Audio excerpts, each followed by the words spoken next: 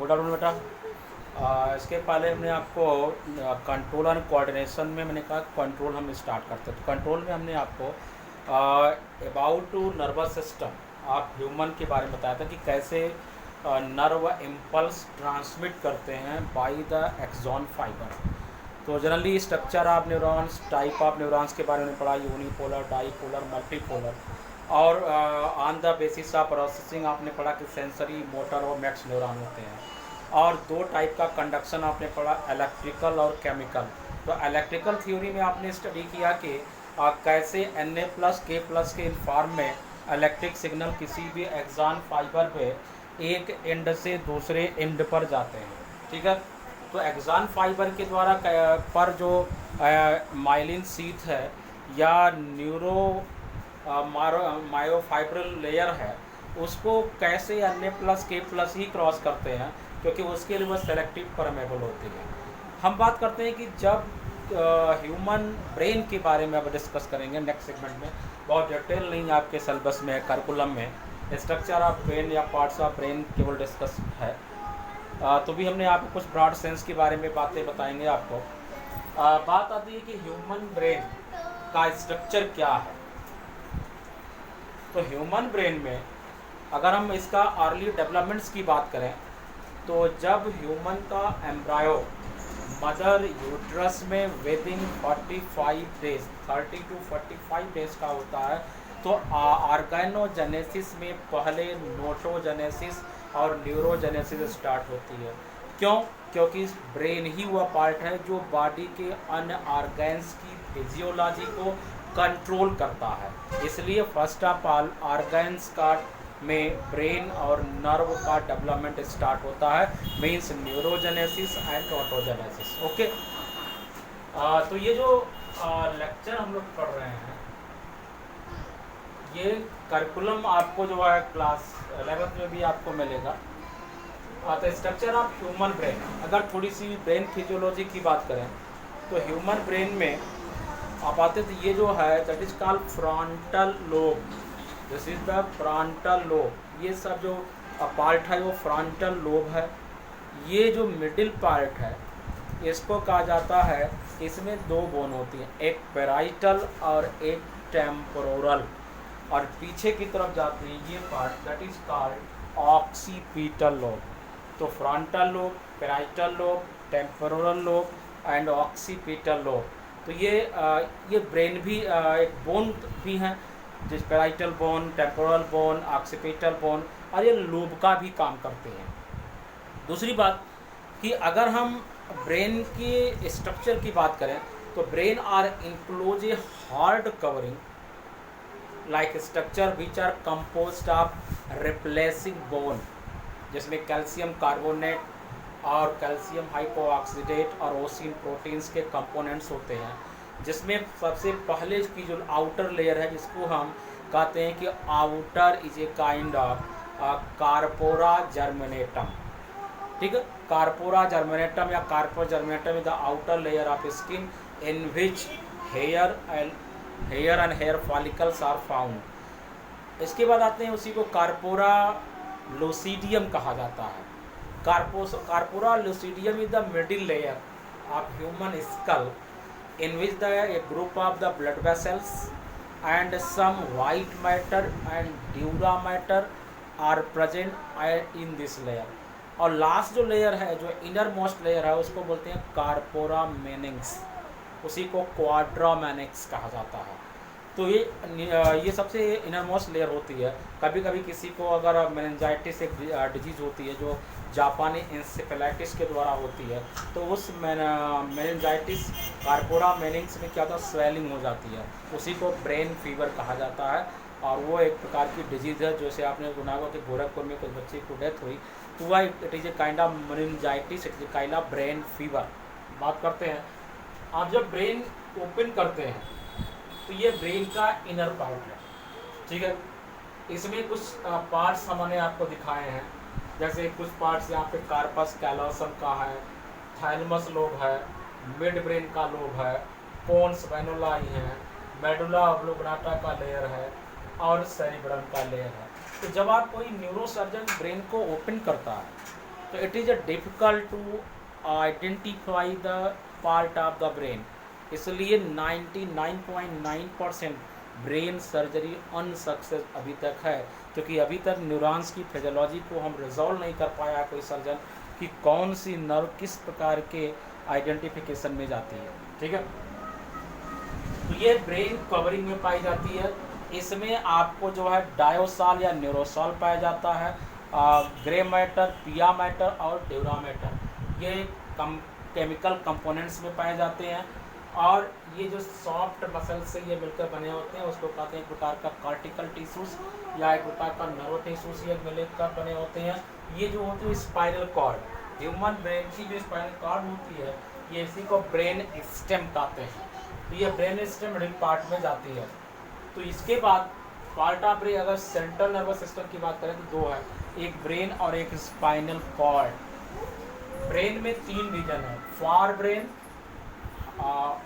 Mid brain and hind brain. For brain को प्रोजेनसेफेलॉन कहा जाता है, मिड ब्रेन को मेजेनसेफेलॉन और मेटासेफेलॉन कहते हैं, हाइंड ब्रेन को जो है ये एक प्रकार का रिंकोसेफेलॉन भी बोलते हैं इसको। फॉर ब्रेन ये पार्ट जो सिस्टम है फ्रंटल, और ये पार्ट ये हो गया फॉर ब्रेन। फॉर ब्रेन में 2 हेमिस्फीयर हैं, उसको बोलते हैं सेरिब्रल लेफ्ट और सेरिब्रल राइट। तो cerebral left hemisphere, cerebral right hemisphere, दोनों हेमिस्फीयर जहाँ पे कम्युनिकेट करते हैं, मिलते हैं, वहाँ पे कोर बनता है, that is called foramen of magnum. ठीक है, तो वहीं पर क्या होता है कि पिट्यूटरी ग्लैंड्स होती है, आगे जो हम डिस्कस करेंगे। तो फॉर ब्रेन में एक होती है olfactory lobe. Olfactory lobe means अगर हम बात करें कि फॉर ब्रेन क्या क्या कंट्रोल करता है, तो यहाँ पे ऑल्फैक्टरी लोब होती है, टेम्पोरल लोब पाई जाती है, यहीं पर राइटिंग स्किल जोन होती है, यहीं पर मोटर एरिया पाई जाती है, यहीं पर ब्रोका जोन होती है, यहीं पर स्पीच और हियरिंग जोन पाया जाता है, इसी में वॉइसो मोटर जोन पाया जाता है, इसी में विजुअल विजुअल ट्रांसडक्शन कंट्रोल यहाँ पे होता है, और यहीं से जो है ह्यूमंस की कुछ फीलिंग्स कंट्रोल की जाती हैं, टेस्ट है, स्मेल है, ये सभी फॉर ब्रेन से कंट्रोल की जाती हैं। बच्चा लेफ्ट हैंड से राइट करेगा, राइट हैंड से राइटिंग करेगा, वो कौन सा अच्छा पेंटर होगा या कौन सा अच्छा राइटर होगा, ये डिपेंड करता है development of the cerebral part. Means for brain is a kind of centre of acquired character.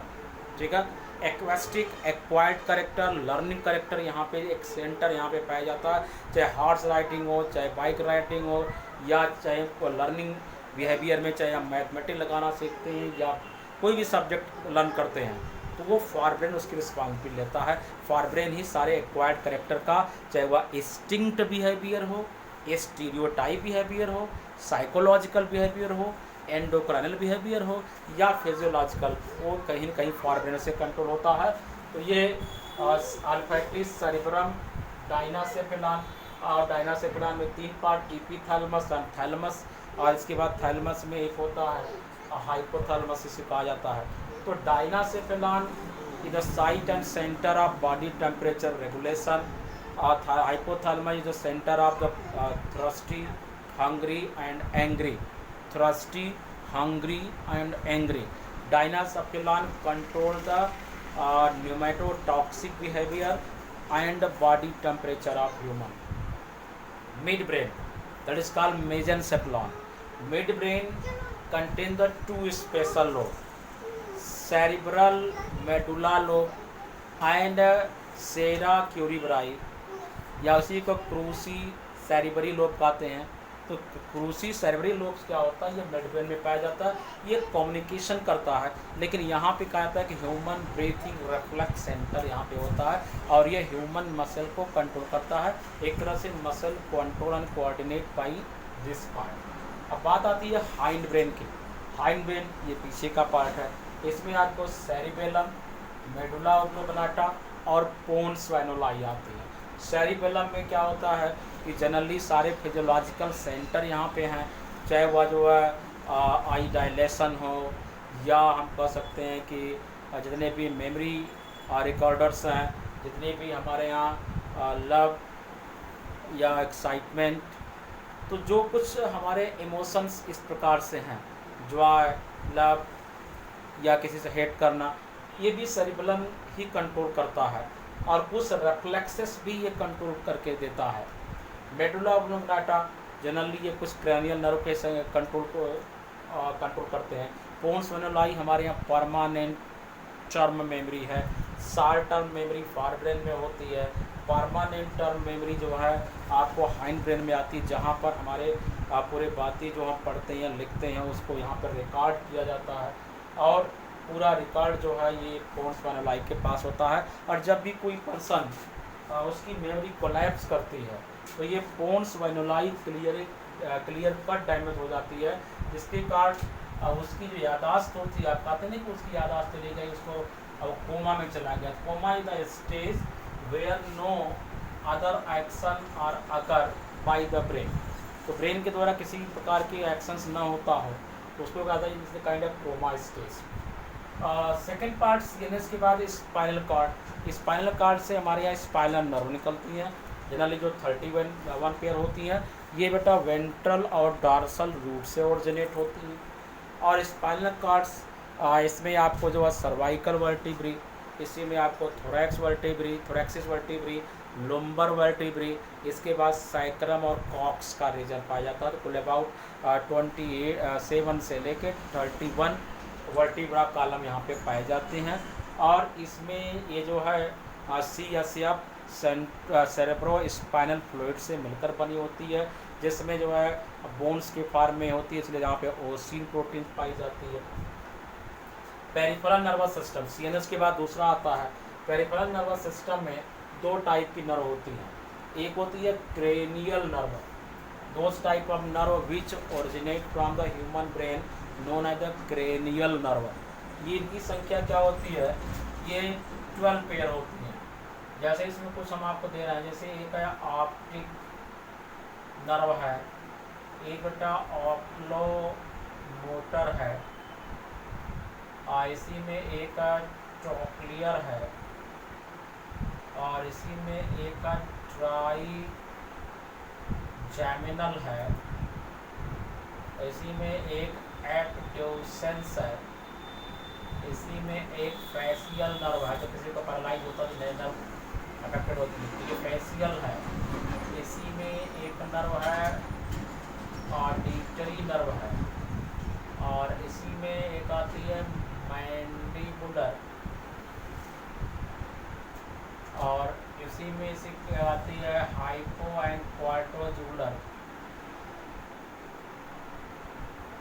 या इसी में आपको वेगस है, इसी में आपको हाइपोग्लोसल है, इसी में आपको स्पाइनल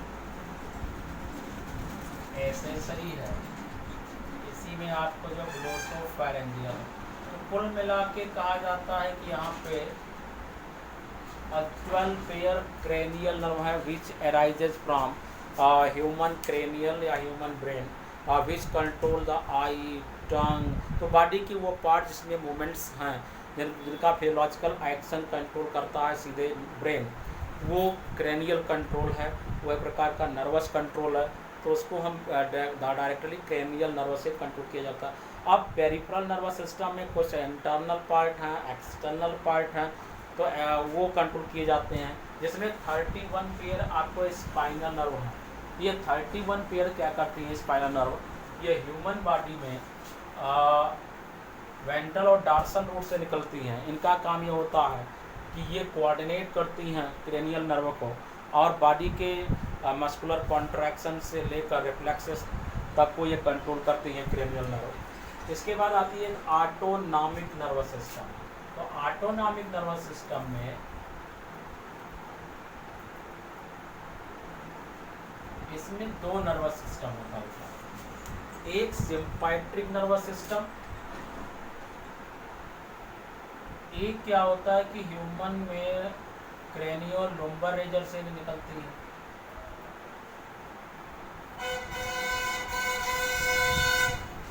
और कुछ क्या होती हैं स्पाइनल कॉर्ड से निकलती हैं। तो जो सिम्पैट्रिक नर्व होती है, पैरासिम्पैट्रिक नर्व होती है, ये अधिकतर क्रेनियम से आती हैं। It is called पैरासिम्पैट्रिक।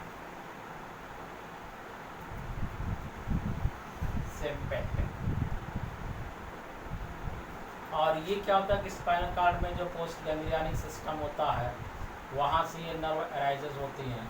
तो ये स्पाइनल कॉर्ड से अधिकतर आती हैं।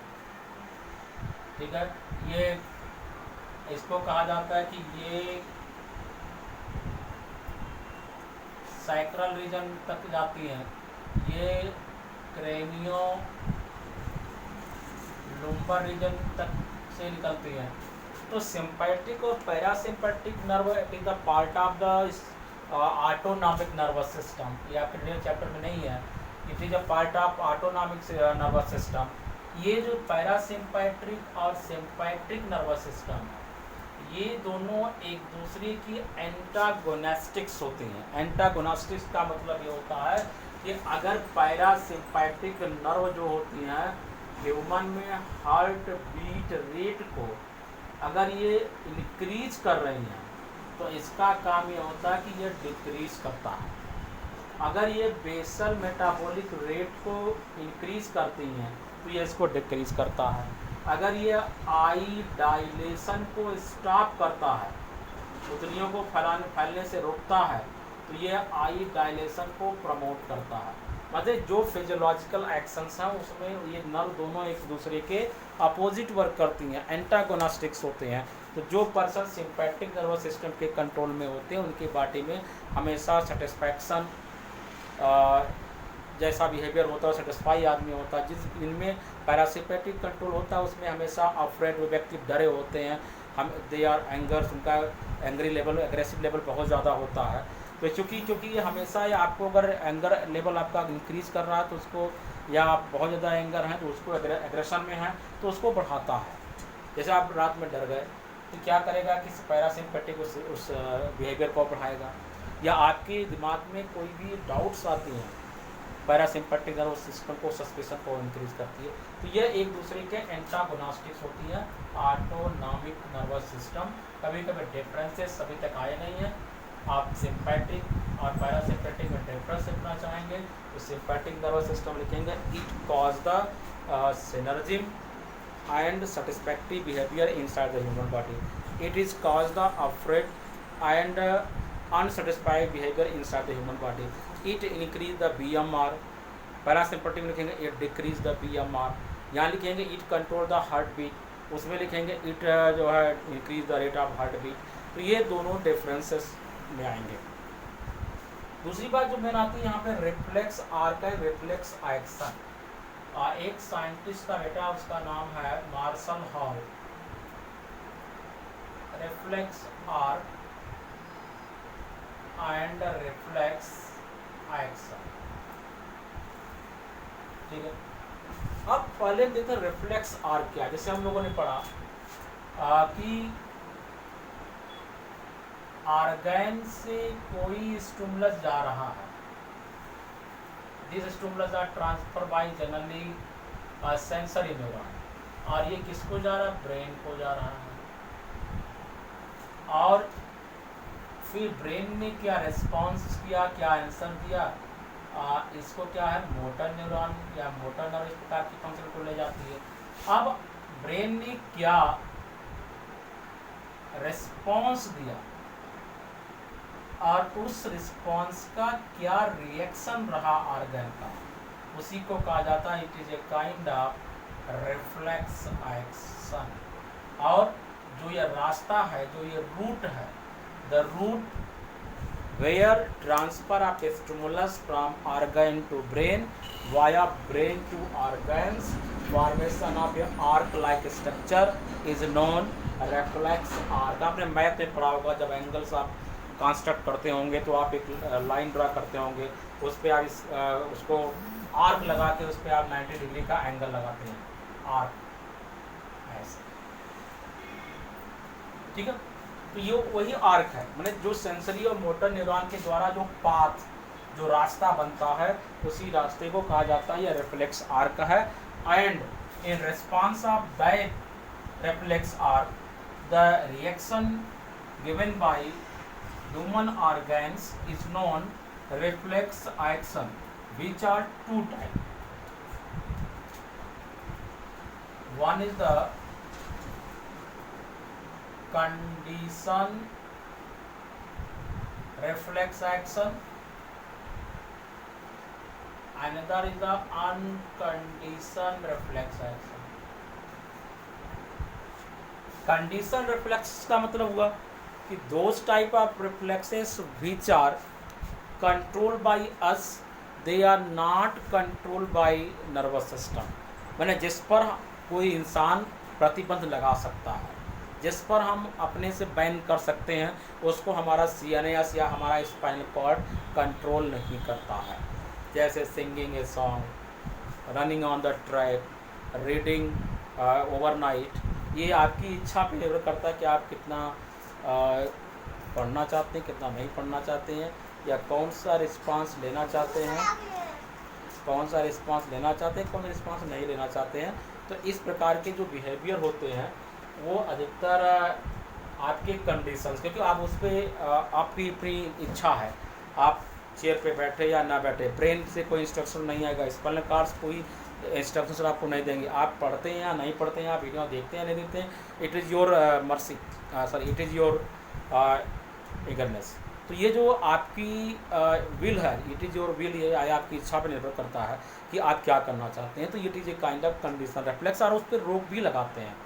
लेकिन uncondition reflexes which are not controlled by us, they are controlled by CNS and spinal cord, just like sneezing, coughing, blood circulation, breathing. It is a kind of phenomena which controlled by the CNS, which are not controlled by us. So it is a kind of unconditioned reflex, means जिस पे हम ban नहीं कर सकते हैं। इस प्रकार के रिएक्शन को कहा जाता है it is a kind of unconditioned reflexes. ठीक है, तो ये क्वेश्चंस पूछे जाते हैं आपके बोर्ड के एग्जाम में।